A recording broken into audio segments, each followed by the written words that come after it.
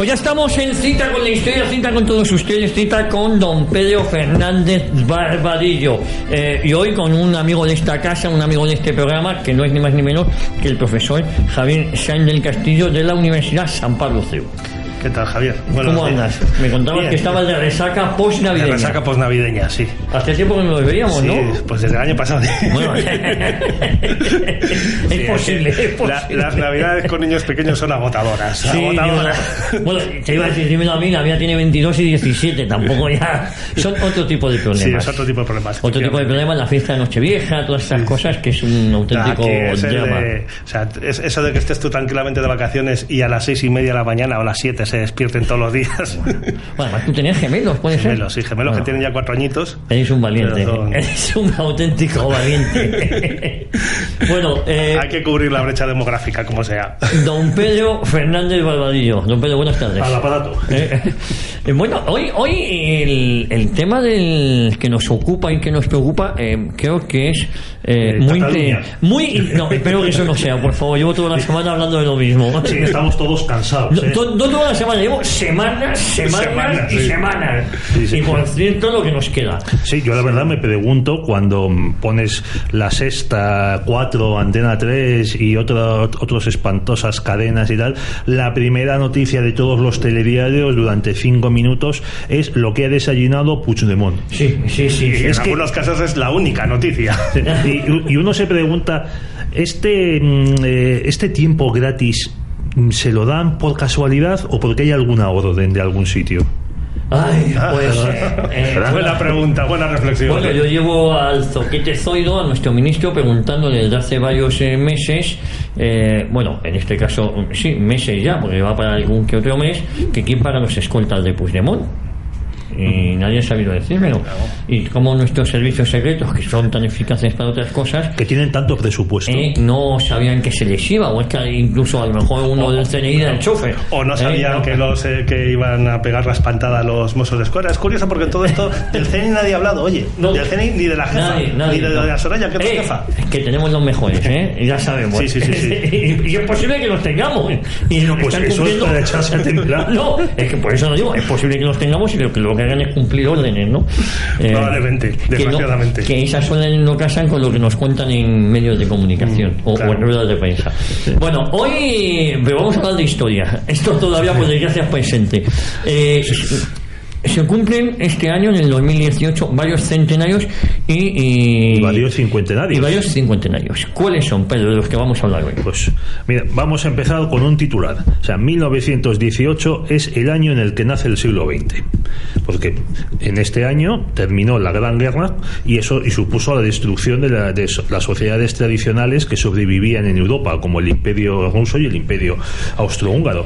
Cayeron los Habsburgo, una dinastía que había reinado en 4 continentes en su momento de apogeo y que en el siglo XVI decidió vincularse a la defensa de la Iglesia Católica, a diferencia de otras dinastías que decidieron aprovechar pues para convertirse sus monarcas en papas o en obispos o en jefes de su propia iglesia para hacer luego lo que les diese la gana, como el conocido Enrique VIII. O en Grandes Orientes también, alguna otra. También. También es el año en el que interviene Estados Unidos por primera vez en una guerra europea, y también se asentó la revolución bolchevique con la disolución de la Asamblea Constituyente, la creación del Ejército Rojo y las primeras victorias sobre los blancos, de lo que ya hablamos en un programa magnífico con José Menéndez Manjón. Entonces, en esta Europa quedan un malestar, una frustración y un caos políticos descomunales que prepararon la situación para que en los años 20 y 30 surgieran los fascismos, se extendiera el comunismo y estallara otra guerra mundial.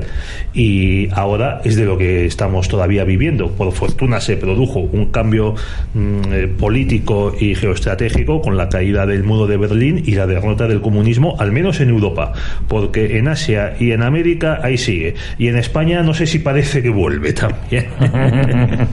Por eso digo que 1918 es el año, el partero del siglo XX, y de esto vamos a hablar. También, aparte de meter centenarios, hablaremos de algún cincuentenario y de otro aniversario del siglo XIX, porque se cumplen los 150 años de la gloriosa. La gloriosa. La gloriosa, que no es la aviación republicana, me ha pillado fuera de juego. No, creí que ibas a decir que era la promoción de abogados del Estado de Doña Soraya. No, esa debe ser otra, pero la gloriosa es como se le conocía a la aviación republicana. Pues no, de eso no me acordaba. Pues eso, por eso que ha pillado fuera de juego.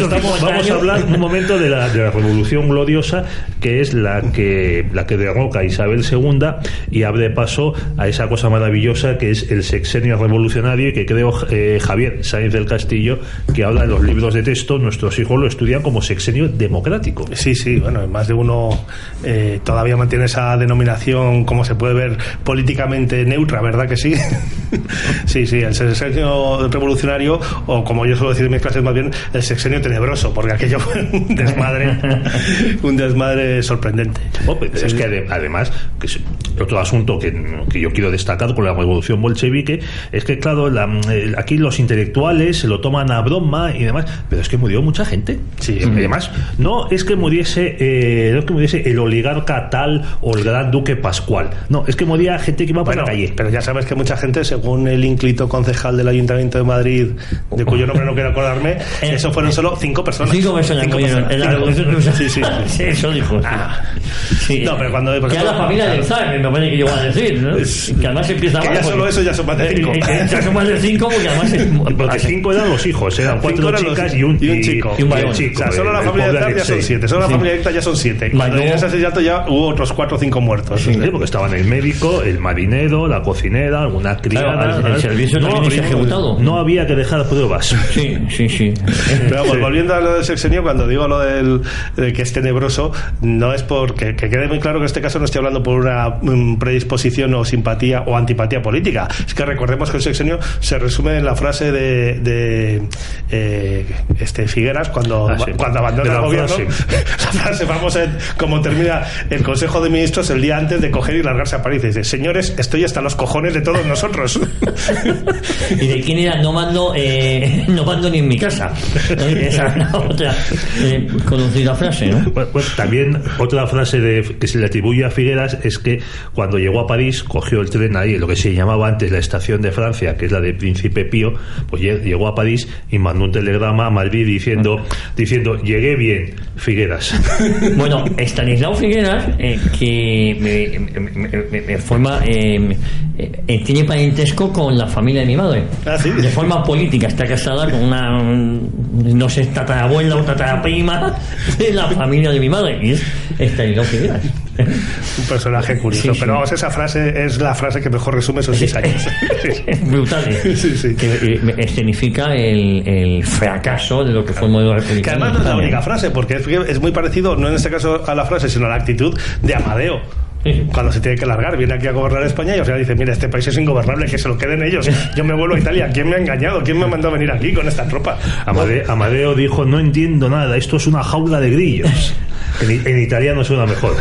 Bueno, vamos a poner orden. ¿Por dónde queréis que empecemos? Quizás la finalización de 1918. Luego está mayo del 68 también. Sí, 50 años. 50 años de mayo del 68. Y la matanza de Tlatelolco. Sí, efectivamente, sí. Porque aquí cometida por el PRI mexicano, que luego daba lecciones a la España franquista de democracia. Bueno, y al Chile de Pinochet también. Tengo entendido que con José María Carrera Jr. haremos un programa sobre la matanza de la guerra cristera. Eso es. Sí, yo tengo ganas de hacer ese programa, porque es otro de esos casos en los que se ve la superioridad moral de la izquierda y cómo la progresía, o como lo queramos llamar, crea el canon, crea lo que se debe estudiar y lo que se debe conocer, y lo que no entra en ese canon es olvidado. Porque si esto lo hubiesen hecho blancos en África, o lo hubiesen hecho nazis en juderías de Europa Oriental, lo sabríamos perfectamente. Y sin embargo, esta matanza de cristianos católicos que se produce en México, que es apoyada por masones protestantes, que es apoyada por el embajador de Estados Unidos, es algo que ha estado silenciado durante décadas, y poco a poco se ha ido conociendo. Entonces, incluso hay una película ahora que se llama Cristiada. Pues eso será en otro episodio, pero vamos, en breve aquí en Cita con la Historia en Radio Ya. Sí que me gustaría, habéis hablado de la finalización de la Gran Guerra, lo que ahora se conoce como Primera Guerra Mundial, en esa época era la Gran Guerra. La guerra que iba a acabar con todas las guerras. Y yo creo que fue el inicio de las guerras serias, ¿no? ¿Qué supone Pedro Fernández Barbadillo lo apuntaba al comienzo, qué supone la finalización de la Gran Guerra, el final, ¿cómo diría yo? El fin de una época, ¿no? Sí, es una fecha que ha quedado en la conciencia general y en el conocimiento histórico general de la gente, incluso en los planes de estudio de la enseñanza media, que es la que al final es el referente de la mayoría de las personas. Ha quedado eclipsada por otras dos fechas, una más lejana, otra más cercana, es la Revolución Francesa y la Segunda Guerra Mundial, y en realidad es tan importante o más como ellas. Sí que marca claramente un antes y un después. Hay una ruptura de la tendencia de todo el siglo XIX y va a marcar decisivamente, hasta todavía hoy en día en muchos aspectos, ha marcado nuestra historia. No solo por la guerra en sí, sino por todo lo que va asociado, como muy bien ha dicho Pedro, en primer lugar por la aparición del primer totalitarismo efectivo en la historia, ¿no? El comunismo, que no es el primero que existió, porque el primero fue durante la Revolución Francesa, de eso hablaremos otro día. Y también por la caída del imperio austrohúngaro, además la imposición, el criterio ideológico de querer destruir a toda costa el imperio austrohúngaro cuando ya no era necesario ni tenía finalidad, cosa que ha estudiado un historiador húngaro con mucho detalle, François Feito. Y cosa que recoge muy bien, yo creo que el mejor testimonio de hasta qué punto esa guerra mundial cambió el panorama a peor, a mucho peor, el panorama social, cultural en Europa, está en las memorias de Stefan Zweig, Memorias de un europeo, El mundo de ayer, lectura fabulosa, donde él, que era un ciudadano austriaco, un judío progresista ciudadano austriaco, habla con una nostalgia casi ingenua de ese mundo en el que él creció y se casó y tuvo sus primeros hijos, del final del imperio, de la monarquía con Francisco José, y el caos en el que se sume toda Europa y el desastre de relaciones internacionales, de política, de ascenso de las ideologías, de rivalidades que nos ha marcado hasta ahora. Pedro, que viene muy a cuento la cita de Stefan Zweig, porque él ¿cómo se titula el libro famoso? El fin de Europa. No, es las memorias. Las memorias son el mundo de ayer. El mundo de ayer. Al principio, en el mundo de ayer, él cuenta que él vivió la época de la seguridad. Sí, además dice esa frase en concreto. Sí. Que es preciosa, porque dice, incluso todo el mundo sabía cuándo podía ascender, cuándo iba a ascender en su carrera, lo que iba a cobrar. Las monedas eran de oro y tenían un valor perfecto, que no variaba a lo largo del tiempo, y se podías hacer tus planes a largo plazo sin estar perturbado por las decisiones de los políticos y demás. Y todo eso colapsa, desaparece y es sustituido pues por la hiperinflación, por la destrucción de las sociedades tradicionales. No solo Stefan Zweig, sino otro gran escritor que a mí me gusta mucho, Joseph Roth, otro judío leal súbdito del imperio austrohúngaro, leal después de ver lo que viene y demás, te describe como grandes señoras que les había muerto el marido o los hijos en la guerra, pues tienen que convertir sus palacetes o sus enormes pisos en la Viena imperial en casas de huéspedes para sobrevivir. Y aún así tenía muchos problemas porque, claro, se les pagaba en moneda totalmente devaluada. Claro, se les pagaba en moneda totalmente devaluada. Eso es. Pero ese 1918 es el inicio también de la guerra civil rusa, ¿no? Sí, efectivamente, que en cierto modo es una continuación de esa guerra mundial. Porque además esa guerra civil adquiere luego unas circunstancias que son las que al final permiten el triunfo de los rojos, de los bolcheviques. Y lo de rojos, señores, antes de que se me subleve nadie ni llamen a Centralita a decirnos que cómo usamos esa palabra, les recuerdo que ellos se llamaban a sí mismos así. Y que el nombre del ejército que crea Trotsky es Ejército Rojo, ¿eh? No lo digo yo, lo decía Trotsky. Lo digo por si nos escucha el concejal de Madrid. Pues entre otras cosas el desarrollo de la guerra y el triunfo final de los bolcheviques está muy condicionado por la intervención de los países que han intervenido en la guerra mundial, interviniendo luego interviniendo más con el perro hortelano, que ni come ni deja comer, ¿no? En esa guerra civil, la intervención de Francia, de Inglaterra, de incluso los Estados Unidos, hasta de Japón, que en este caso fueron más obstaculizar las acciones de los blancos que otra cosa. Es lo que pasó con el almirante Kolchak y su gobierno en Omsk. Al final estaban, le regateaban los suministros los franceses, los norteamericanos, los japoneses, y le impedían avanzar y demás. Entonces poco pudieron hacer. Es que además los bolcheviques controlaban las zonas industrializadas de Rusia, porque cosa sorprendente, señores, en Rusia había industria antes de los comunistas y había una industria muy potente. Claro, la inmensidad del país pues hacía que fuese pequeña, pero la industrialización del país, que empiezan sobre todo Alejandro III y prosigue su hijo Nicolás II, estaba cambiando la composición económica del país y su concepto, su base económica, y es también la que le permitió al ejército imperial ruso enfrentarse a los otros ejércitos de los imperios centrales, el austriaco, el alemán. Entonces esta base industrial la controlaban los bolcheviques, se hicieron con ella. El obrero que disentía en ese momento y quería hacer huelga o que reclamaba algo, que no se preocupase, se había ganado unas vacaciones en Siberia o una visita a la Checa. Visita a la Checa que solía ser solo con billete de ida, ¿no? Sí, como las mujeres de Enrique VIII y tal. Sí. Son es que Trotsky se da cuenta de que él no puede, para formar un ejército potente que se enfrente a los ejércitos blancos, le es imprescindible contar con los fachas, con los reaccionarios, con los oficiales monárquicos zaristas, o con los oficiales que puede que no fuesen monárquicos en ese momento, que fuesen liberales, republicanos, más, pero tiene que contar con ellos, y para controlarlos crea el comisariado político, que lo está siempre al lado de los oficiales, y él da unas órdenes severísimas, Trotsky, en las que dice que toda unidad que retroceda sin que él dé la orden, primero se ejecuta al comisario político y luego se ejecutan a los oficiales. Entonces, claro, consigues la lealtad por el pavor, por el terror. E incluso, hubo generales alemanes como el general Max Hoffmann, que es el que negocia, uno de los negociadores dentro de la delegación alemana en Brest-Litovsk, que dice que lo que hizo Trotsky, que era un hombre sin experiencia militar, solo pues como fabricante de bombas y alguna otra cosilla similar, Stalin era atracador de bancos, es admirable. Pero claro, tengamos en cuenta que lo hace el precio, que es establecer un sistema de delación y muerte contra tus propios soldados. No solo en el ejército, sino que la guerra civil, empezando en el propio 1918, es el inicio del sistema de terror para controlar toda la población.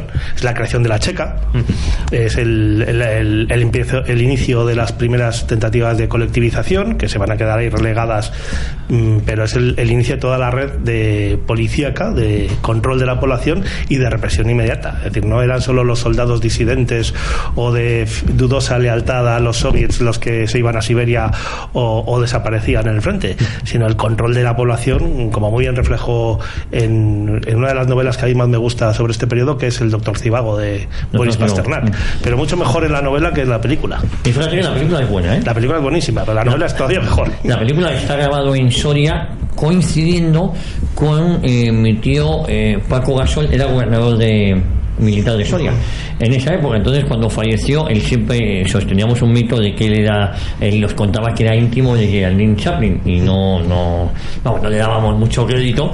Y luego, cuando falleció, mirando entre sus cosas, pues había muchas fotos, muchas cartas, muchas que se habían carteado, y efectivamente esa película se hace en tiempo de mi tío Paco Gasol, que además es el primero que hace el puente aéreo de África a la península, y luego acabó de gobernador militar en Soria autorizando la película Doctor Zivago. En un pueblo en concreto se llama San Leonardo, San Leonardo de Yagüe, que recomiendo a todo el mundo que vaya a verlo, y es una zona donde hay unas setas riquísimas. Pero la película, el libro bastante mejor que la película, siendo buena. Es que es mucho más amplio. La película es buenísima, pero claro, la película deja de ser, a pesar de que es larga, es una película. En la novela son 600 y pico páginas, por lo menos en el ejemplar que tengo yo por casa. Se lee muy rápido, además. No es larga, pero no es pesada, todo lo contrario. Y claro, se entretiene con mucho más detalle y te cuenta esa creación de la estructura de terror, se ve reflejada con mucho más detalle y con mucha más vividez. Si no me equivoco, la película de David Lynch y David Lynch, no Lynch, ese es el otro, ese es el de Terciopelo Azul. David Lynch es el de la de Arabia, el puente sobre el río Kwai. Eso es. Bueno, y recordar cómo acabó Trotsky. Cobró de su propia medicina. Efectivamente. A mí la verdad no me dio ninguna pena. Asesinado por un español, por cierto. Sí. Y luego a este español le regalaron un reloj. La República Checa acabó sus días español después de vivir una época en Cuba. Ramón Mercader, que a este le premió el Politburo regalándole un reloj cargadito de polonio. Pues si acaso. Pues efectivamente, vivió unos cuantos años, pero murió de cáncer en los huesos, y según cuentan, cuando le hicieron la autopsia, la muñeca en la que llevaba el reloj estaba prácticamente reducida a polvo. Es que así son los comunistas, pero los fijaros, bolcheviques. Estáis poniendo sobre la mesa que 1918 marca el inicio de la Europa que conocemos actualmente. ¿Marca también la hegemonía de los Estados Unidos? Sí, definitivamente, porque al margen del potencial y del crecimiento que ha tenido Estados Unidos en los 30 años anteriores, Estados Unidos tiene una ventaja enorme en esa guerra, y es que no sufre destrucciones territoriales.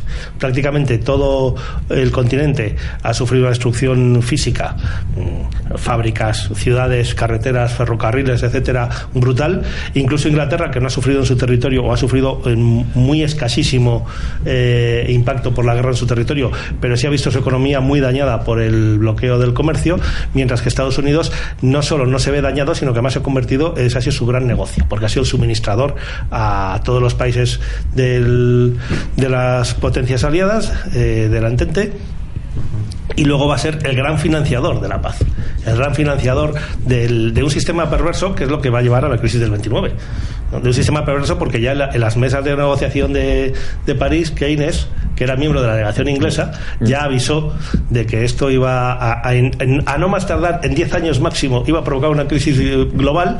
Lo escribió en un libro el año 19, el famoso Las consecuencias económicas de la paz, donde dice, cuidado, que de aquí a 10 años esto se hunde. Y efectivamente lo clavó en 10 años, el crack del 29. Que podemos hacernos una idea del dineral que entró en Estados Unidos con el que llegó a España. En España se vendieron, se suele hablar de las mulas cojas que compró el ejército francés. Y encima compraban los franceses y los británicos, sobre todo los franceses, pero también los británicos compraban mucho para que no se lo vendiese a ningún agente alemán que estaba por ahí, y para acaparar el mercado, una política de acaparamiento. Y ese dineral que viene a España provoca también inflación, provoca desabastecimiento, porque claro, mucha gente prefiere vender a los franceses a dejarlo en el mercado español, porque rinde más la venta a los franceses, y ese malestar, esa inflación más, son la gasolina que provoca la huelga general del 17 en España, que es una crisis triple de la restauración que está ya en el verano de ese año. O sea, en Rusia tuvieron la revolución de febrero y la de octubre, y en España tuvimos la huelga general del 17, en la que confluyen pues el PSOE y la UGT, como siempre, tirando bombitas y levantando barricadas, los listos, pero democráticamente. Eso es. Luego esa gente tan lista que son los catalanistas, en este caso los de la Lliga de Cambó, que ellos sabían muy bien cómo había que gobernar España, mucho mejor que cualquiera, y entonces pues deciden aliarse pues con los socialistas y demás. Y luego también están unos militares pues que no querían ir al frente, entonces no se sabe muy bien para qué se hacen militares, que tienes los de las juntas de defensa. O sea, un cacao, que todo confluye confluye en el año 17 y al año siguiente se sobrevive, se consigue pasar usando la Guardia Civil, como no, porque aquí el régimen de la Restauración solía acudir a los Mausers de la Guardia Civil para restaurar la paz. Luego, cuando la República los conoce y sabe que son muy útiles, pues también vuelve a llamar a la Guardia Civil y también a la Guardia de Asalto. Entonces, por ejemplo, típico del que podemos hablar es Casas Viejas. Y al año siguiente, en el 18, hay elecciones, creo que es en marzo del 18.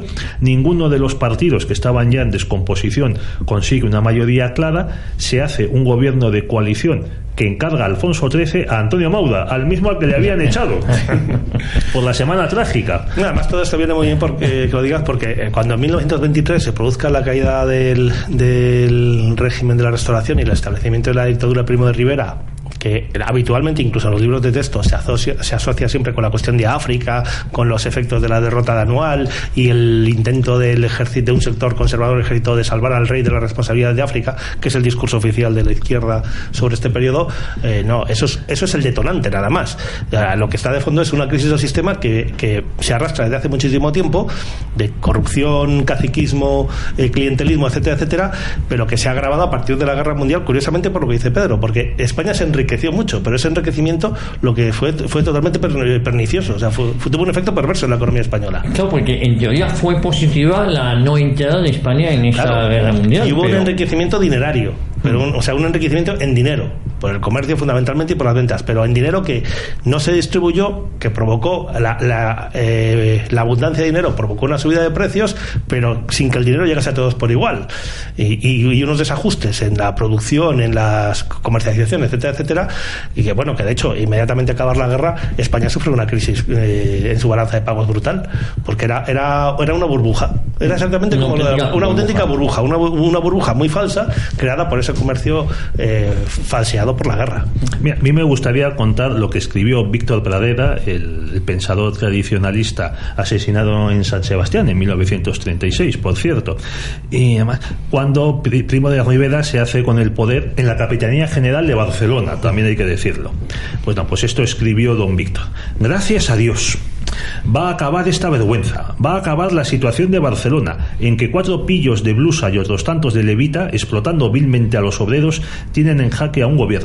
Va a acabar la orgía del déficit producida por la impotencia legislativa de un parlamento burlesco y por las insensatas ambiciones de los partidos políticos, en cuyos senos los hombres más honrados se sienten heridos de parálisis. Van a acabar los gobiernos de alfeñiques que no sabían mandar, pero que aprendieron a temblar y que resolvían los problemas de orden público comprando a los cabecillas de la agitación. Yo creo que esto se podría haber escrito en estos tiempos. Cuando me has hablado de Pradera pensaba que era el lote o Pradera, el del país. El memo este. El memo este, nunca mejor dicho. Bueno, ya se sabe que todas las dinastías degeneran. Sí. Es el sobrino nieto, ¿no? No lo sé. Yo tenía dudas de si era familia de él. Es familia. No sé si nieto o bisnieto. Sí, pues efectivamente creo que es bisnieto de Víctor Pradera. Oye, ¿os parece? Vamos a hacer una brevísima pausa. Vamos a seguir hablando en este programa tan interesante sobre los centenarios de este año y sobre los 50 años de otros tantos. Con el profesor Javier Sáenz del Castillo, Universidad de San Pablo CEU, y con Pedro Fernández Barbadillo. No se mueva nadie, estamos en realidad, estamos en cita con la historia, volvemos de inmediato. La reconquista de España, del Tebib a Rumi.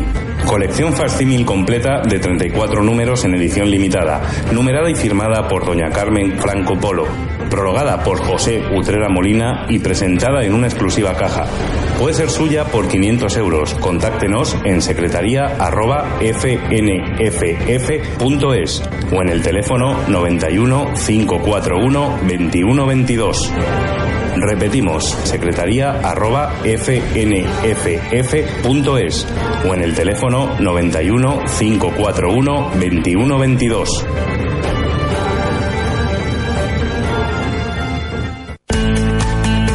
Paga solo por lo que imprimes con Fabricom. En Fabricom te asesoramos sobre la impresora más adecuada para tu empresa, la mejor tecnología pero sin tener que comprarla. Incluimos todos los servicios y consumibles para que empieces a ahorrar con nosotros. Visítanos en www.fabricom.es o llámanos al teléfono 91 157 1770. Fabricom.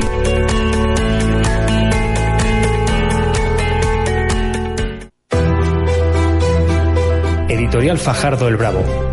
Especialistas en historia de España e historia militar. Ediciones en alta calidad. Porque no nos importan las modas. Visítenos en www.editorialfajardoelbravo.es. Editorial Fajardo el Bravo. Contamos la historia.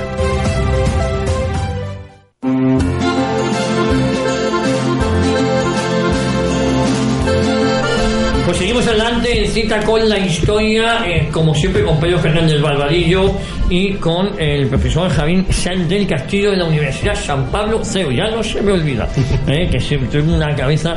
Bueno, más centenarios. Estábamos hablando de lo importante, Javier, que fue la finalización, que fue la Primera Guerra Mundial, la Gran Guerra, ¿no? Sí, sí, que inaugura todo ese siglo XX que en realidad, aunque algunos piensen que hemos cambiado, bueno, todavía estamos ahí en el cambio. No sabemos si estamos realmente en el 21 desde el punto de vista histórico. O sea, lógicamente, por supuesto que lo estamos, pero no sabemos hasta qué punto estamos en una dinámica nueva, a pesar de la guerra del bloque soviético, o mantenemos muchas de esas dinámicas que se inauguran en ese periodo de 1914 a 1918. Vamos a escuchar el himno. Pedro, ¿cuándo se has traído? Pues el himno Dios salve al emperador del Imperio Austriaco. Vamos a escuchar algo y con eso nos va a dar pie para seguir hablando de la finalización de los imperios. Lo pondremos como homenaje a Stefan Zweig.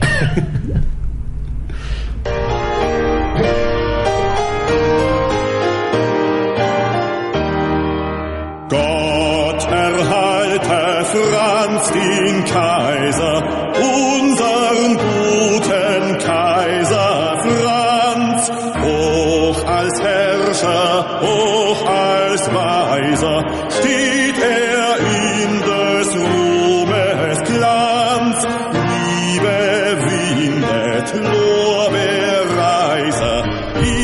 Bueno, comentábamos fuera del micrófono lo mucho que se parece este himno al alemán, al Deutschland, ¿no? Es que la música es la misma. Es la misma. Es la misma música. Es la misma. La letra ya... La letra cambia, sí, la letra cambia. El emperador cambia. La letra... Bueno, esa finalización de esa Primera Guerra Mundial, se acaban los imperios, se acaba un estilo de vida. Sí, sí, ese mundo de ayer que decía Stefan Zweig, que se ha caracterizado por un optimismo, además la idea de progreso que triunfa en el 19, un progreso que se materializaba, que también era un poco falso, ¿no?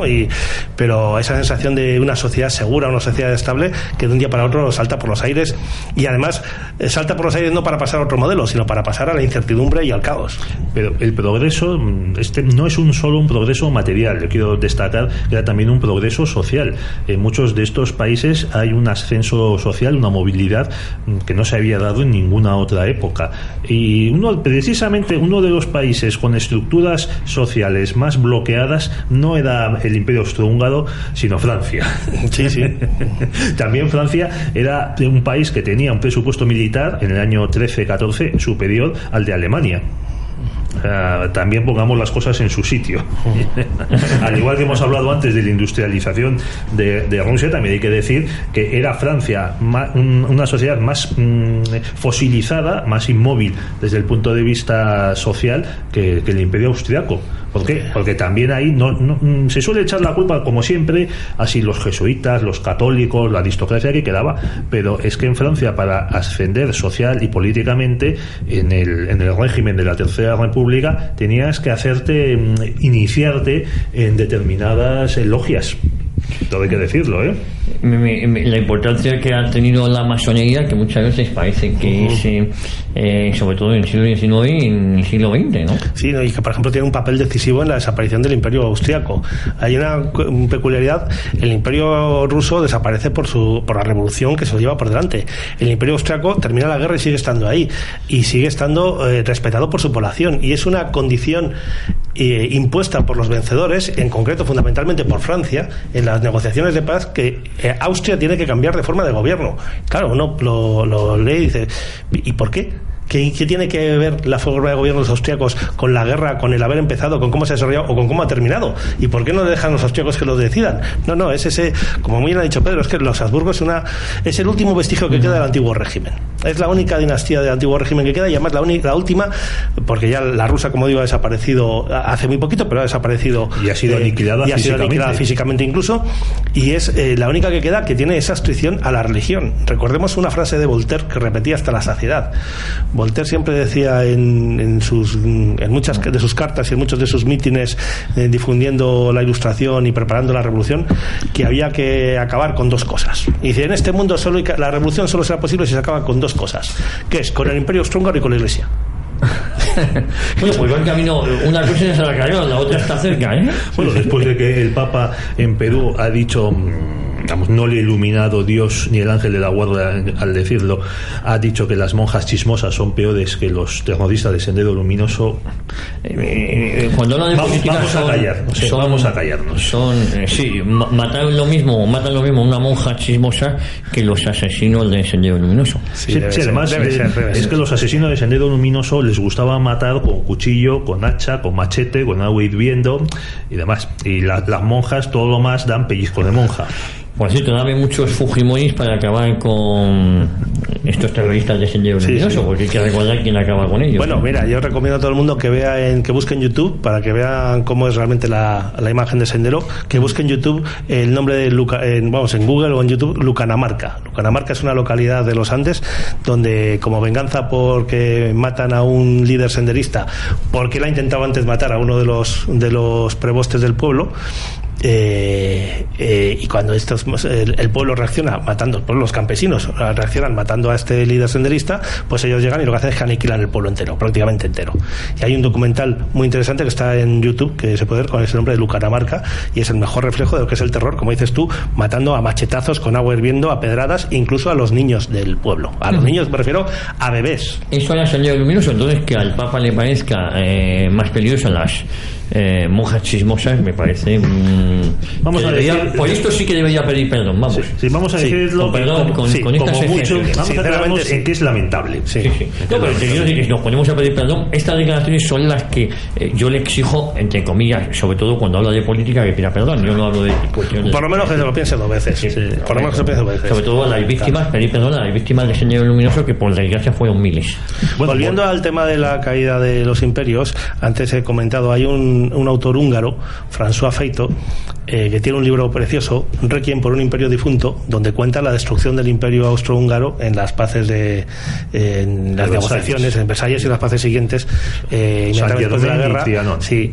Y explica muy bien cómo eso es una imposición ideológica, y responde a una motivación ideológica de los vencedores. Es como el último vestigio que quedaba por triunfar de la Revolución Francesa, en esa lucha con el antiguo régimen y con una sociedad tradicional y con un componente católico. Y el último vestigio público que lo defiende esto es esa monarquía, que por eso tiene que ser erradicada, que además es curioso porque, claro, si uno ve el testimonio que decíamos antes de Stefan Zweig, que es un judío, y además un judío de izquierdas, es un judío progresista, bueno, de una izquierda burguesa, no vayan a pensar ustedes, no es un Pedro Sánchez, es algo mucho más presentable. Tampoco es muy difícil ser más presentable que Pedro Sánchez, ¿no?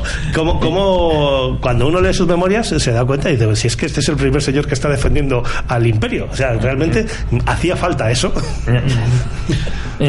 Y bueno, antes de las negociaciones ya se había legitimado la disolución no solo del imperio austrohúngaro, sino el caos de las nacionalidades por Lenin y por el presidente Wilson. Lenin nada más tomar el poder ya en noviembre del 17. Recordemos que, aunque hablamos de la revolución de octubre, es según el calendario gregoriano que Juliano, que es el gregoriano, que es el que usamos en Europa y se usa ahora en Rusia desde el año 18, una de las pocas cosas buenas que dejaron los bolcheviques, se perpetra en noviembre. Entonces, lo primero que hace Lenin es promulgar una serie de decretos en el que promete pues el reparto de la tierra, y también un decreto en el que habla de es una declaración de derechos del ciudadano y de los pueblos rusos, donde asegura que todos los pueblos rusos, que no se sabe muy bien qué es un pueblo, pues tendrán derecho a decidir libremente si siguen asociados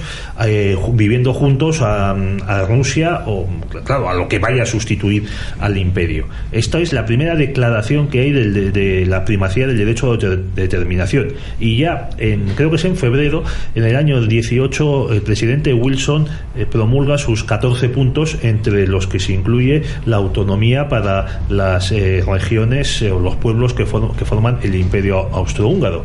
Otra manera, claro, oiga, como decías tú, Javier, bueno, ¿y qué pasa si el emperador de Austria, que ya no era Francisco José, que había muerto en 1916, el emperador de Austria, Carlos I, y el emperador de Alemania, Guillermo II, le dicen al presidente Wilson cómo tiene que organizar la unión y demás, y decir, no, bueno, es que a California le vas a cambiar las fronteras y demás, y las reservas de indios no, les vas a dar a cada tribu de indios le vas a dar un estado.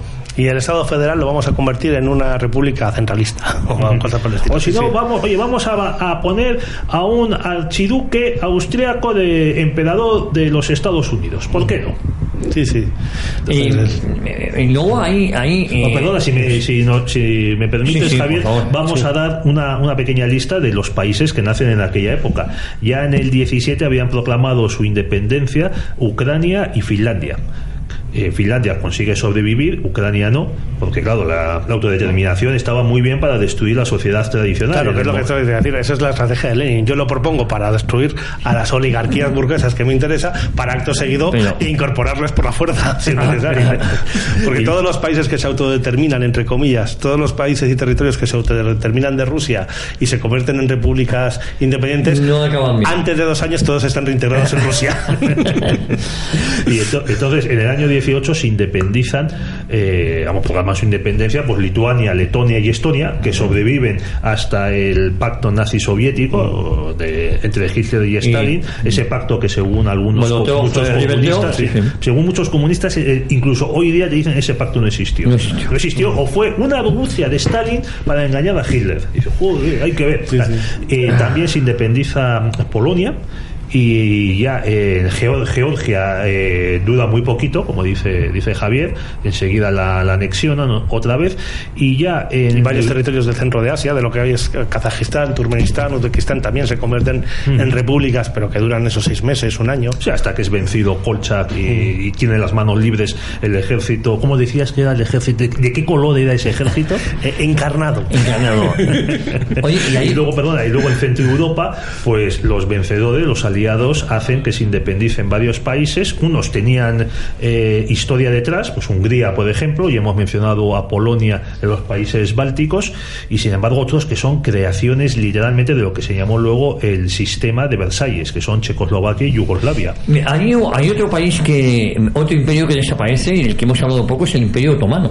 El Imperio Otomano, sí, el Imperio Otomano lo que pasa es que desaparece por descomposición, en este caso, digamos, fagocitado por los vencedores. Es decir, no es que desaparezca el Imperio Austriaco, sino que el Imperio Turco, sino que nos lo repartimos.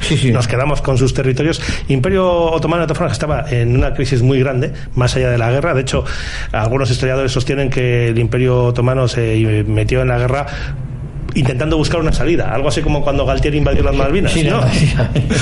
Esa salida suele ser más salida que no solo no le supuso mantener adelante el imperio, sino que lo hundió definitivamente.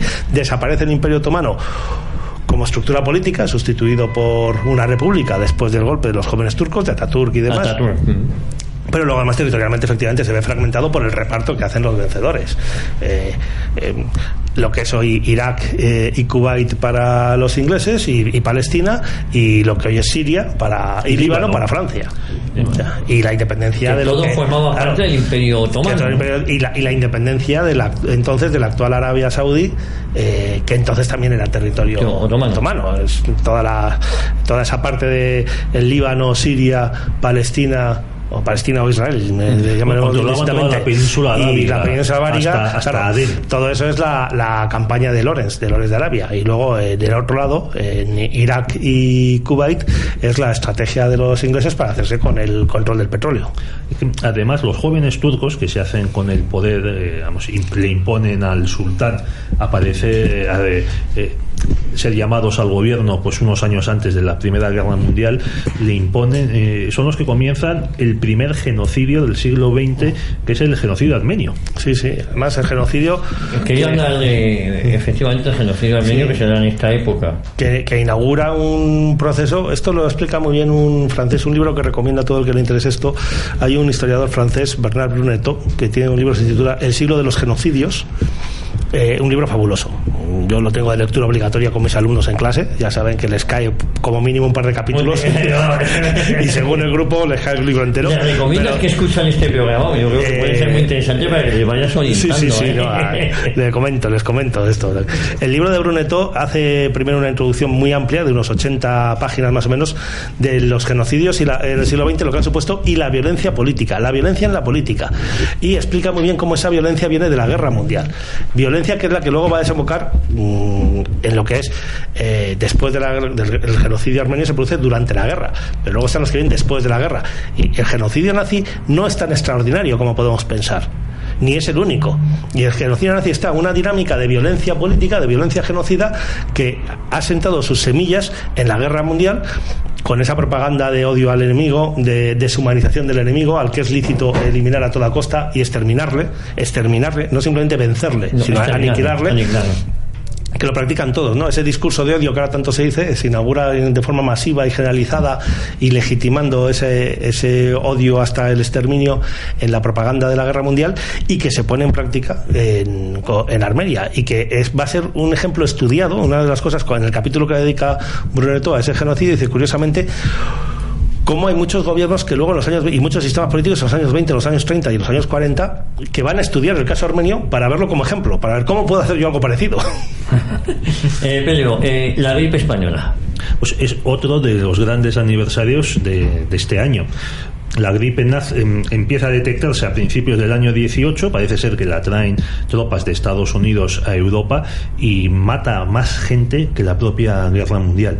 O sea, se calcula que como mucho pudieron morir entre 16, 18, incluso hasta 20 millones de personas, tanto civiles como militares, en la Primera Guerra Mundial, los campos de batalla y demás. Las enfermedades, la baja alimentación y demás. La gripe mata en todo el mundo más del doble de personas. Hay cálculos que dicen que pudo matar como al 3% de la población. De la población mundial. Y en Europa sí se ha hecho el cálculo muchas veces de que mató en Europa solo, como mínimo, tanto como la guerra, como mínimo. Pero es un periodo mucho más corto. Es injusto llamarlo gripe española, ¿no? Bueno, es que se dice, para acabar con el número de las víctimas, claro, es que donde mató más gente fue en la India, como 12, 13, 14 millones de personas, y claro, ahí los censos, las estadísticas pues son de baja calidad. Díganselo ustedes al Imperio Británico, ese que sale también en las películas, que es tan bonito.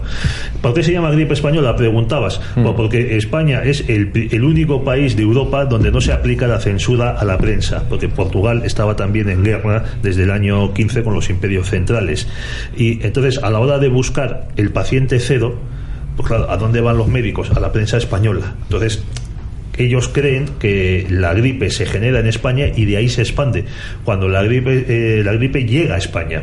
Además, simplemente es por esa tontería. Los médicos ingleses la han llamado en los años 20 la Spanish Lady, pero claro, por eso, por ser, como siempre nos pasa, por ser demasiado buenos. Claro, al ser un país neutral no necesitamos ocultar esa epidemia, mientras que los países que están en guerra efectivamente lo ocultaban, porque de hecho es uno de los motivos que precipita el final de la guerra. O sea, el agotamiento, la muerte y el agotamiento que produce en la población hace imposible que fue Inglaterra, que Francia, que Alemania. De hecho, está muy vinculado, el fracaso de la última gran ofensiva alemana está muy vinculada al impacto de la gripe, porque llega un momento en que no tiene los suficientes soldados que movilizar, porque o se le ha muerto una parte o los tiene enfermos. Es una epidemia que lleva varios meses, y eso mismo está produciéndose también en Francia y en Inglaterra. Y además no solo está afectando a los soldados, con lo cual no puedo movilizar en el frente todas las tropas que quiero, sino en casa, con lo cual la Primera Guerra Mundial hay que recordar que es la primera guerra total, donde todo el esfuerzo del país, todo el trabajo se vuelca en el esfuerzo precio de guerra. Y claro, cuando tienes de repente, no voy a decir un colapso, pero tienes una ralentización muy importante de la producción porque la gente está de baja, porque está enferma, pues claro, no puedes fabricar las armas, los explosivos que hace falta para llevar al frente. Oye, hay una cosa, en 1918 también se produce el Congreso del PSOE. Sí, un Congreso del PSOE que es muy importante. Que es decisivo para la historia. Es decisivo para la historia, y es cuyos textos se pueden consultar en algunos libros especializados, porque es muy difícil encontrarlos. De hecho, yo estaba buscando para el programa, que yo lo he tenido en un libro en casa, libro que, bueno, por motivos X ya no está en mi poder, la ponencia sobre educación. Pero es curioso porque los documentos originales de este congreso no los van ustedes a encontrar. La verdad que la gente dice, ¿en internet está todo? No, pues esto no está en internet. Esto no está. Esto no está en internet. Y ese documento del PSOE, o ese congreso del PSOE y las ponencias que se aprueban en él, es curiosísima porque demuestran que el PSOE no se ha movido en 100 años. Eso de que es un partido de futuro, bueno, de futuro, más bien es un partido del pasado. Ahora, eso sí, han sido de una lealtad acérrima a esos principios. Usted lee, en concreto, lo que yo estaba mirando, el documento de Luzuriaga, que se titula Bases para una doctrina de instrucción pública, o bases para un sistema de instrucción pública. Es el documento sobre educación. No se han movido en 100 años el PSOE de ese texto, y es prácticamente, usted lo lee, coge párrafos de esa ponencia del PSOE, coge párrafos del preámbulo de la LOCSE y son perfectamente intercambiables. Exacto. Igual. Y es el mismo espíritu de enseñanza única, laica, pública, gratuita, bajo un único sistema para todos. Generalmente bajo su sistema. Sí, bajo su sistema, claro. Sí, no, porque eso ya lo hemos tenido, enseñanza única. Claro, sí, en este caso lo de único es el único modelo, que es el del adoctrinamiento único, y además el de, claro, el sistema para todos por igual, con lo cual al final es el sistema de mínimos. Oye, la educación para la ciudadanía viene de ahí. También, fíjate, en 1918, de ese PSOE de 1918, también queríamos, nos quedan 8 minutos, del 50 aniversario. 50 aniversario, entre otras cosas, de mayo del 68. Pues sí, mira, vamos a dejar mayo del 68 para el final, porque yo tampoco quiero que se nos olvide nos podemos ensalzar. Otro cincuentenario que debemos al comunismo, que es la invasión de Checoslovaquia, la primavera de Praga. Sí. O sea, de Praga, como los checos estaban sacando los pies del tiesto, pues esto no lo podía permitir el camarada Brezhnev, y entonces pues el Pacto de Varsovia lanza lo que se llamó la Operación Danubio, que fue una invasión desde varios puntos del país, pues de tropas del Pacto de Varsovia, dirigidas, claro, por el ejército. ¿De qué color era Javier, ese ejército? Colorado. Y ahí acabó. Pues hubo unos cuantos miles de muertos. Eso provocó también crisis en algunos partidos comunistas, no mucho, porque a fin de cuentas, chicos, los partidos comunistas como el español o el francés, pues de quien cobraban era de Moscú, así que puedes protestar un poco, pero al final el señorito es el que pone el dinero. Y hay una cosa muy curiosa, y tampoco protestaban mucho porque realmente estuvieran en contra, sino porque es que creaban mala imagen, efectivamente, no porque realmente le dijeran, pero qué barbaridad, ¿cómo hemos hecho? Y dicen, hombre, no hagáis esto, que crea mala imagen, que es difícil defenderlo aquí en Occidente en público. Hay una cosa curiosa, y es que esto lo tenemos que contar ya con más detalle, porque esto fue en agosto, lo contaremos un poco antes. Es que el gobierno de Estados Unidos, el presidente Johnson, se entera de que se está realizando la invasión por la embajada española en Naciones Unidas. Estaba Jaime de Piniés ahí. Esto lo he contado yo en un artículo en Libertad Digital, y ya lo volveré a contar porque es muy, muy interesante. También se desmonta el mito de que la España franquista estaba aislada y que no se enteraba de lo que pasaba afuera. También otro cincuentenario, otra matanza que ya le hemos mencionado al principio del programa, es la de las plazas de las Tres Culturas en México. Sí, pero antes de ir a la de las Tres Culturas, permíteme que diga que un juego de palabras que yo utilizo mucho en clase precisamente con la invasión de Checoslovaquia, con la primavera de Praga, es el juego de palabras que demuestra cómo es el socialismo realmente, porque a fin de cuentas los comunistas yugoslavos que querían liberalizar el sistema empezaron a hablar de que vamos a crear un socialismo de rostro humano, y entonces el comunismo comunismo es el que se cargó el rostro humano. Bueno, también recordaros que cuando el marxismo en esta época, con el muro de Berlín, lo más chic era ser maoísta. Sí. Y eso Era ser chino. Y de ahí vino Sendero Luminoso. De inspiración maoísta. Que eso era como si fueras más de Bo, que hasta algo parecido, ¿no? Porque ahora sí que había algo más salvaje. Y ya que los comunistas, los bolcheviques, empezaron la manía de las autodeterminaciones de los pueblos y demás, poco después de la invasión, Brezhnev enuncia la teoría de la soberanía limitada, la doctrina de la soberanía militar. No una teoría, porque ahí tuvo las pruebas y demás. O sea, que todo pueblo puede adoptar el socialismo, pero una vez que ha adoptado el socialismo como forma de gobierno, no puede abandonarlo. Y si trata de abandonarlo, ya se les envía un invento muy majo, que es un tanque soviético. Bueno, nos quedan 3 minutos. ¿Con qué rematamos? Mayo del 68. ¿Qué supuso mayo del 68? Además de la vuelta del general de Gaulle, la vuelta y el final de su carrera. Yo creo que fue todo junto, ¿no? Pues mayo del 68 es básicamente un bluff. Es un auténtico bluff.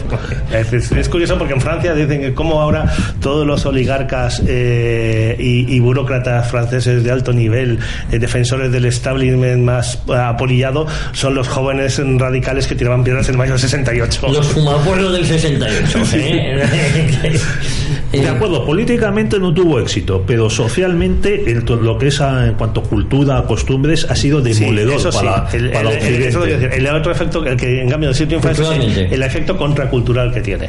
El efecto contracultural es además cuando no ya solo la izquierda, los comunistas, la izquierda más radical, tipo trotskistas y demás, entienden, que llevaban entendiendo en los años 20, la tesis de la contracultura, que es del italiano Gramsci, el fundador y líder del Partido Comunista Italiano en los años 20, de que la revolución, olvidémoslo, la revolución ya no se va a hacer asaltando el Palacio de Invierno, hay que hacerla destruyendo, subvertiendo los valores de la sociedad.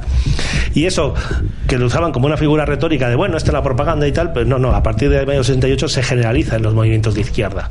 Y de ahí vendrá pues todo el discurso de la liberación sexual, el aborto, etcétera, las drogas, el conflicto generacional, etcétera. También se imponen la efebocracia, el culto a la juventud, y el feísmo, que lo vemos en las calles de nuestras ciudades con esta arquitectura maldita que nos ha caído en desgracia. El feísmo, me gusta mucho eso. El feísmo no solo cultural y arquitectónico. Yo me atrevería a ir a otro tipo de feísmo, pues esta gente era fea. Bueno, hay un movimiento dentro de la arquitectura que se llama el brutalismo. El brutalismo porque usa mucho el cemento. El cemento y bueno, para mí eso no me disgusta, si está bien combinado. Bueno, aquí el cemento fuera de las ciudades tiene un pase, pero miren, en las ciudades como en Madrid, la torre esta de Valencia, que nos destroza totalmente la perspectiva del retiro, pues mire, mejor no. Eso es otra cosa.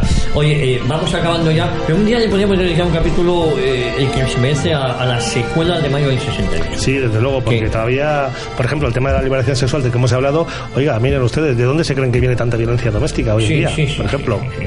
O por no hablar del SIDA, que vino posteriormente, hablo posteriormente, fueron 10 años después. Pero tú que mencionabas, Javier, lo que se decía antes, eso de los maoístas y demás, oye, en esa misma época, en los años 70, nosotros nos acordamos porque teníamos edad, empezamos a ser adolescentes en esa época, lo que también estaba de moda era colocarse. Sí. Era la droga liberaba. El marxismo inoculó eso en Europa, cosa que estaba absolutamente prohibido en los países de origen. Sí, totalmente.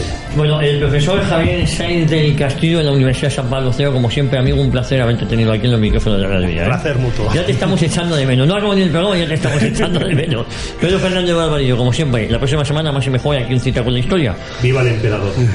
No sabemos cuál, pero viva el emperador. Que sea. Hasta el emperador de la galaxia. Nosotros prometemos volver Dios mediante la próxima semana aquí a Cita con la Historia en Radio Vida.